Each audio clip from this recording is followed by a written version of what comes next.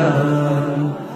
আল্লাহু আল্লাহু তুমি জানলে জালালুহু। পাথরের তৈরি কোনো খাম্বার সম্মান যদি অর্পণ করি, তাহলে আপনি আল্লাহর সামনে আল্লাহ উলুহিয়তের আত্মসমর্পণ করছেন না। তুমি জালিল জব্বার, তুমি কাদের গফফার, তুমি জালিল জব্বার, অনন্ত অসীম তুমি রহিম রহমান। আল্লাহু আল্লাহু তুমি মাটির আদমকে প্রথম সৃষ্টি করিয়া ঘোষণা করিয়া দিলে শ্রেষ্ঠ বলিয়া।